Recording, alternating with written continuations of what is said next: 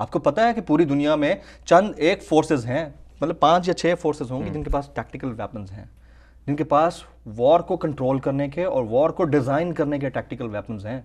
और पाकिस्तान को इतना हल्का और लल्लू फत्तू मुल्क ना समझो इंडिया। बिल्कुल, भारत अपने आप में, अपने होश में, अकल के नाखून लो, तुम पाकिस्तान को इतना हल्का मत लो।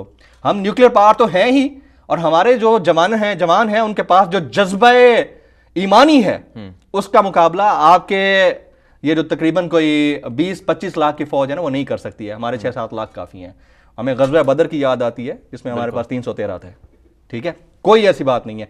हमारे पास जो टैक्टिकल इक्विपमेंट्स हैं, हमारे पास जो ब्रेन्स हैं, हमारे पास जो माइंड सेट है, हमारे पास जो ट्रेनिंग है, उसका शहदाई सऊदिया भी है, उसका शहदाई अमेरिका भी है। उसके बाद हमारे पास जो ISI है, मतलब रॉ उल्टी हो जाए हमारी ISI, यानी जो, और हमारी ISI क्या है, every Pakistani is part of ISI।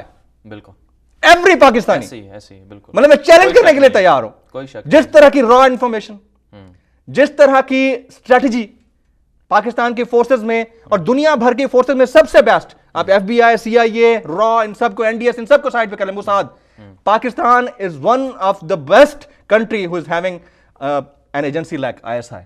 और ISI जैसी एजेंसी अगर डिजाइन करती है वॉर माइंडसेट को, भारत को पहले 10,000 दफा सोच लेना चाहिए। फिर ये भी इसमें आप देखें ना कि पाकिस्तान की यही ISI थी जिसने रशिया जैसी सुपर पावर सोवियत यूनियन को शिकस्त दी, जी हाँ, अमेरिका को शिकस्त दी गोया के। अगर आप देखें 17 साल अमेरिका बैठा रहा है अफगानिस्तान के अंदर, कामयाबी 17 साल में अफगानिस्तान के अंदर अमेरिका की CIA और FBI बशमूल उनके बड़े बड़े सेंटकॉम जनरल्स कुछ नहीं कर पाए।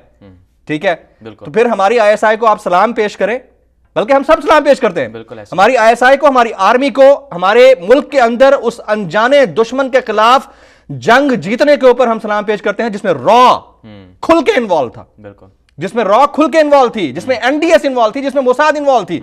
आपके नॉर्थ वजीरिस्तान में क्या था, आपके साउथ वजीरिस्तान में क्या था, रद्दुल फसाद, ज़रबे मोमिन। बिल्कुल, ठीक है, ये क्या कितने बड़े ऑपरेशंस कर डाले हैं पाकिस्तान ने। हमारा दुश्मन अनजाना था। DG ISPR ने आज जो बात की ना, बड़ी जबरदस्त कही है। उन्होंने कहा कि हम तो उस दुश्मन के खिलाफ भी लड़े हैं जो अनजाना था, आप तो एक मालूम दुश्मन हो, और पिछले 70 साल से हम तैयारी कर रहे हैं, तो आपके मुतालिक एक एक चीज पढ़ के कर रहे हैं। दिस इज द थिंग जिसके बारे में पाकिस्तानी इंतजार कर रहे थे। जो लोग हमारे अंदर बैठकर भी ना इंडिया के नैरेटिव को सपोर्ट करते हैं ना, और वो कहते हैं कि पाकिस्तान की फौज ने तो कभी जंग लड़ी ही नहीं है, यानी उनको 65 और 71 याद आता है, तो उनके लिए भी एक बहुत बड़ा अलार्मिंग साइन है कि मेरे भाई, ये पिछले 70 साल से हम तैयारी कर रहे हैं ना, ये हमसे खाने की तैयारी नहीं कर रहे या DHS बनाने की तैयारी नहीं कर रहे हैं। पूरे इंडिया के वॉर माइंडसेट को पड़ा है, पाकिस्तान के अंदर एक अनजाने दुश्मन को शिकस्त देकर दिखाया है भाई। आप देखें ना, एक वक्त था 2007-8 में डेली, मैं तो न्यूज रूम के अंदर होता था, 2006-7 की बात मैं बता देता हूं, मतलब डेली कोई 4-5 धमाके रिपोर्ट होते थे। बिल्कुल ऐसे।